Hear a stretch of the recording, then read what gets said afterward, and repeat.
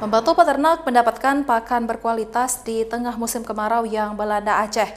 Fakultas MIPA Universitas Syah Kuala melatih para peternak di Desa Pasilam Garut, Kecamatan Ingin Jaya, Kabupaten Aceh Besar, agar bisa menghasilkan pakan penggemukan kambing secara maksimal.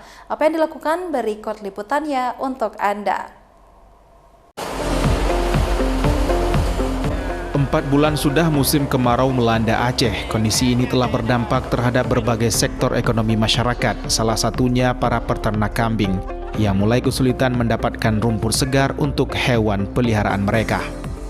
Kondisi musim kemarau mendorong dosen Fakultas Matematika dan Pengetahuan Alam Universitas Syah Kuala Banda Aceh turun langsung ke desa-desa untuk memberikan pengetahuan bagi peternak kambing agar bisa menghasilkan pakan ternak bernutrisi yang cukup dengan menggunakan metode silase.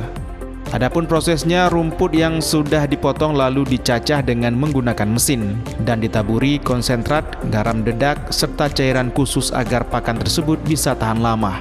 Kemudian endapkan selama 21 hari dengan menggunakan wadah tertutup rapat. Kami dari Universitas Kuala melakukan pelatihan pembuatan silase ransum komplit dalam rangka peningkatan mutu pakan, khususnya untuk ternak kambing yang dalam hal ini adalah ternak kambing kacang.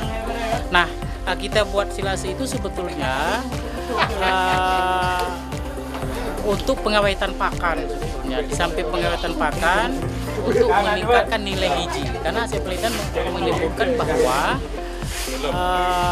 pakan yang sudah dibuat silase ransum komplit itu dapat memenuhi kebutuhan nutrien bagi ternak mencapai 70-90%. Pembuatan pakan secara silase ini sangat membantu peternak kambing, terutama saat musim kemarau yang melanda Aceh saat ini.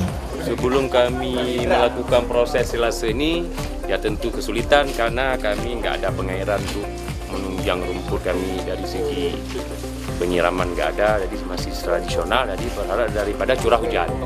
Jadi sekarang sangat terbantu dengan adanya program ini, pembuatan silase ransum komplit ini yang dipelopori oleh Universitas Syah Kuala.